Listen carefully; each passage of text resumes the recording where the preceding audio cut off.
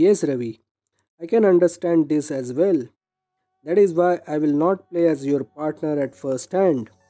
Instead, I will play as a second fiddle to you, just to make right grip over all proceedings and to make you comfortable at later stages of quiz. As for such a long and precious nature competitions do take lot out of us, and we would then run out of petrol at crunch time. That is why I am thinking to go slow and steady with all cautious ways and make big in later stages, Ravi. Yes, Madhuri, this is a good plan. The way I know, I could clear the league stage quite comfortably for both of us. Even Ekta would do that easily along with Srinivas. So I would advise you and Srinivas to get hold of all proceedings till the end of league stages itself, and then you would be rightly ready to face all required challenges. Needless to say, after league stages, the knockout rounds would be more tougher than earlier. So we need to think about all this. And I know if we go with proper planning and observations, no one could beat us in that for sure. I guess we need to keep it simple as far as possible. But yes, this experience would help you in many ways. A lot of people say that the experience of this master's quiz do help us in our studies. And if we are more open to it, it can solve many personal issues of our lives too. Such is the impact of master's quiz on masses.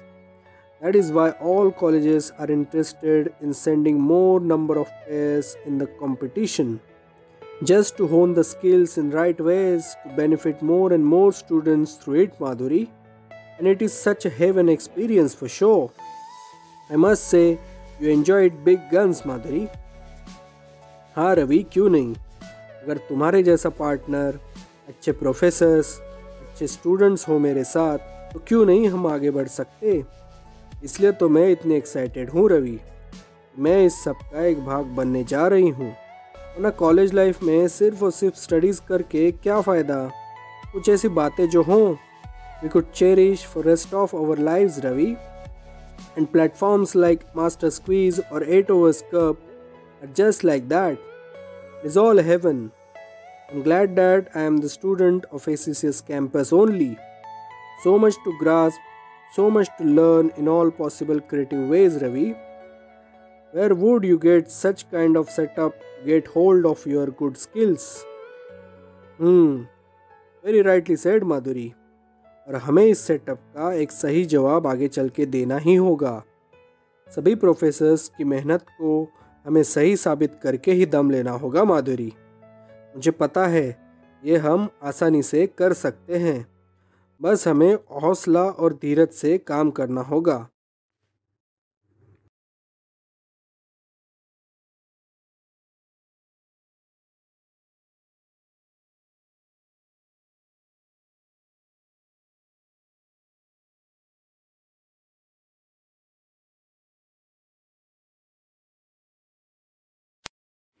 क्यों मदन, कैसे हो?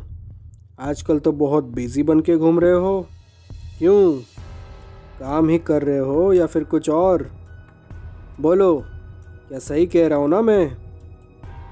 अवधूत, मैं तो ठीक हूँ.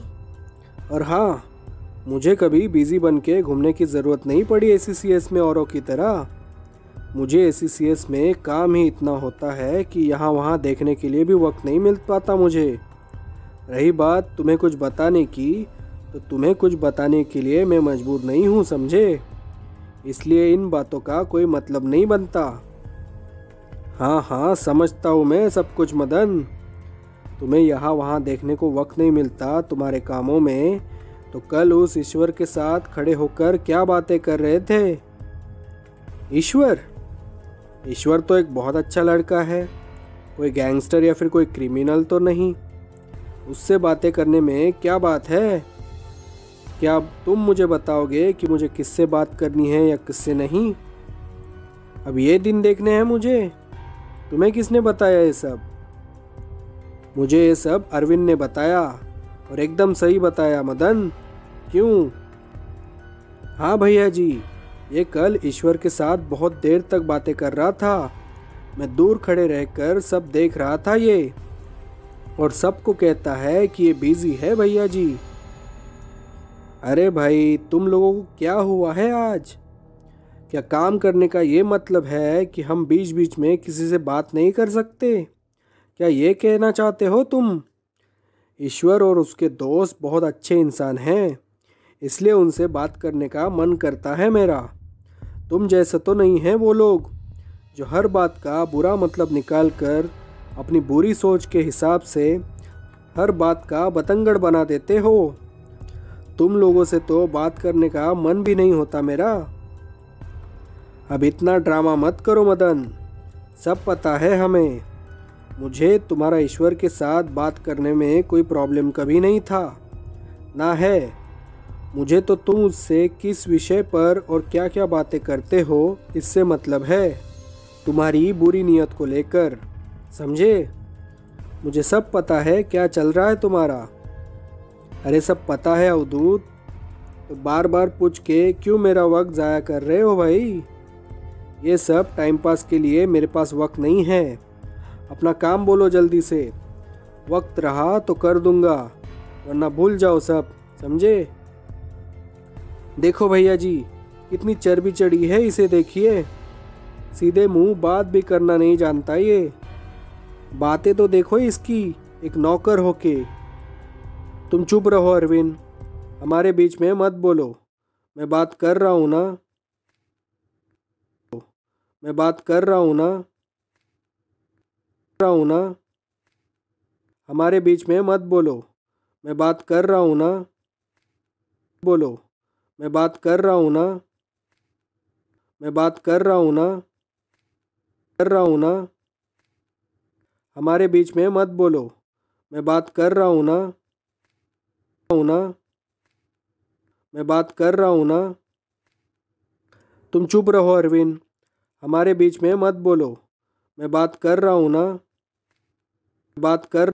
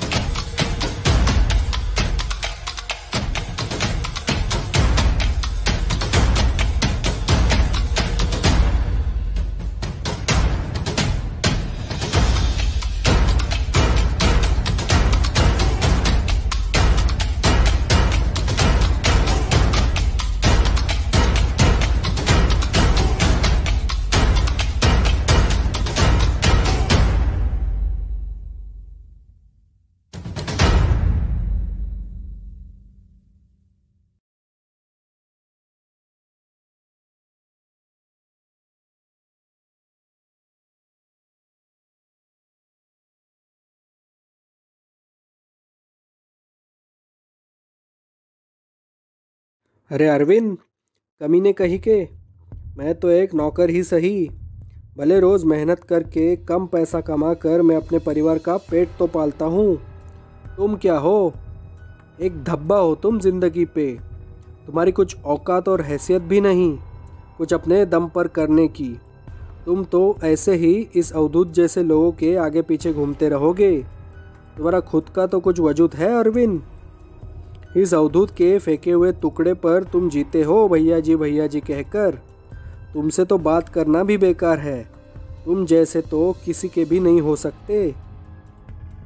हाँ हाँ मदन, तुम जो सबके कुछ न कुछ हो, इसलिए तो आजकल ईश्वर जैसे लोगों के साथ उठना बैठना है तुम्हारा। सब जानता हूँ मैं मदन, लेकिन छोड़ो ये सब, अपने काम की बात बोलो। इस बार मैं तुम्हें छोड़ देता हूँ, लेकिन हर बार ऐसा नहीं होगा, समझे? अब बताओ, काम का हुआ मेरा? कौन सा काम? एग्ज़ाम पेपर्स वाला ना?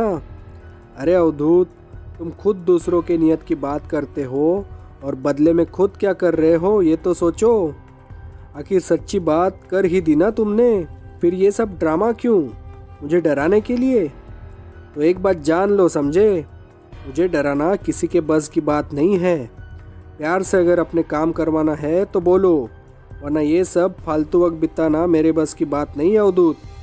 बाढ़ में जाओ तुम सब। अरे मदन, तुम तो गुस्सा हो गए यार। मैं तो मजाक कर रहा था तुमसे। तुम तो सच में सेंटी हो गए यार। ऐसा नहीं है, ये सब मजाक था। देख अवधूत, मुझे ये सब पसंद नहीं है, मैं कह देता हूँ। अगर प्यार से कोई बात करनी है तो करो, वरना छोड़ो सब। तुम्हारे पिताजी इतने बड़े आदमी हैं ACCS के, लेकिन उन्होंने भी इतने सालों से कभी मुझसे ऐसी बात नहीं की। कुछ तो सीखो अपने पिताजी से। अब ज़्यादा बात मत करो तुम मदन। कहा ना मैंने ये सब मजाक था, फिर भी तुम बोले जा रहे हो। छोड़ो ये सब बेतुकी बातें। ये बताओ मेरा काम हुआ कि नहीं? मुझे उसमें इंटरेस्ट है, बाकी सब गया भाड़ में। हाँ हुआ काम तुम्हारा, लेकिन अगर तुम्हारा बर्ताव ऐसे ही रहा ना तो आगे से कभी नहीं करूँगा तुम्हारा काम। इस बार समझ लेता हूँ मैं, समझे? तुम्हारे इस पंटर को कॉलेज के बाद मेरे पास भेज देना, देता हूँ मैं इसके पास सब। और अगर तुम्हारा ये बर्ताव ऐसे ही रहा मेरे साथ अवधूत, तो इसके बाद भूल जाओ मेरी तरफ से कोई मदद। फिर तुम मेरी कंप्लेंट लेकर अपने पिताजी के पास चले गए तो भी मुझे कुछ फ़र्क नहीं पड़ेगा। अगर ऐसी बातें सुन के वो अपने बेटे की बात मानकर मुझे नौकरी से भी निकाल दे तो भी मुझे फ़र्क नहीं पड़ेगा, समझे? मुझे दूसरा कुछ ना कुछ काम मिल ही जाएगा अवधूत, लेकिन तुम अपनी सोचो। तुम्हारे इन ऐसे कामों में और ऐसे बर्ताव के साथ कौन तुम्हारा ये सब काम कर लेगा? ये कमीना उल्लू अरविंद, जिसे ठीक से बात करने की समझ भी नहीं। तुम अपनी सोचो अवधूत, और उसके हिसाब से मेरे से बात करना, समझे? वरना सब भूल जाओ। हाँ हाँ मदन, समझ गया मैं तुम्हारी बात बहुत अच्छे तरीके से। हाँ, मैं अरविंद को भेजता हूँ तुम्हारे पास कॉलेज के बाद, उसे वो सब दे देना। और हाँ, आगे से मुझसे ऐसा बर्ताव नहीं होगा तुम्हारे लिए। हाँ ठीक है, अगर बात ऐसी है तो मैं समझ लेता हूँ अवधूत। अच्छा होगा, आगे भी ठीक से बात होगी मेरे साथ। भेजो अरविंद को बाद में। तुम्हारा काम हो गया समझो। चलो मैं चलता हूँ, बाकी के काम ख़त्म करने हैं मुझे। भैया जी, आप चुप क्यों हो? उसे डांटा क्यों नहीं? आखिर आप भी तो इस कॉलेज के प्रिंसिपल के बेटे हैं। हक बनता है आपका रौब जमाने का। फिर ये आपने सडनली यू टर्न क्यों लिया भैया जी? अरे अरविंद, तुम एक नंबर के मूर्ख और गधे हो, समझे? मदन की बातों से समझे नहीं तुम कि हमें उसकी ज़रूरत है, उसे हमारी नहीं। वो तो मेरी धमकियों से भी नहीं डरा। नौकरी छोड़कर जाने की बात कर रहा था वो। किसी भी बात का डर नहीं है उसे। और ऐसे लोग भयंकर होते हैं अरविंद, तुमने देखा नहीं? बाद में मैंने प्यार से बातें करने पर उसने सीधे सीधे अपने काम की बात की और उसे ख़त्म करने को भी राज़ी हुआ झट से। ऐसे लोग सिर्फ प्यार से काबू होते हैं अरविंद। लेकिन भैया जी, वो तो आपसे उल्टा बात कर रहा था, फिर मैं कैसे ये सब बर्दाश्त कर सकता था भैया जी? ये भी कोई बात हुई मदन की? अरे बेवकूफ़, वो तो गुस्सा होगा ही ना। हमने कब उस पे फूल बरसाए थे जो हमसे फिर भी प्यार से बातें करता?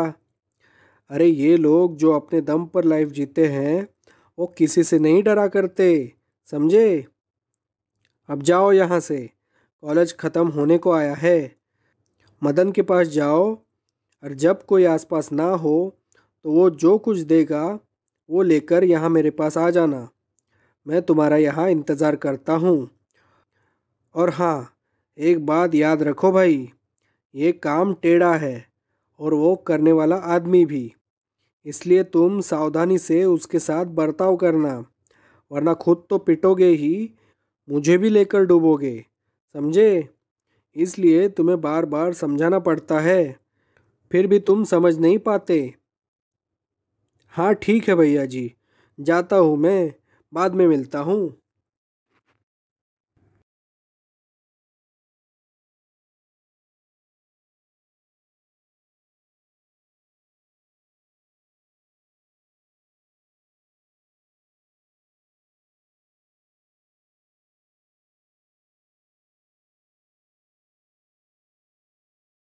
Sir, Ravi here, sir.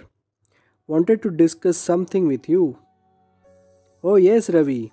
Come, dear. Please come. Please tell how can I help you? Well, sir, wanted to have few tips and master squeeze related guidance from you, sir. Hope you have enough time to spend with me. Oh, Ravi, forget all those formalities. Yes, tell me now. In which thing can I help you to get outstanding performance from you? Oh, thank you, sir. Pleasure to get recognized from you, sir. Well, I wanted to have few tips for midterm exam papers and few on master's quiz to find clear and right way ahead, sir. Yes, why not? If I know something, then I would definitely share it with you. Thank you, sir. First, from midterms exam point of view, I wanted to ask how to approach chemical equilibrium topic related questions.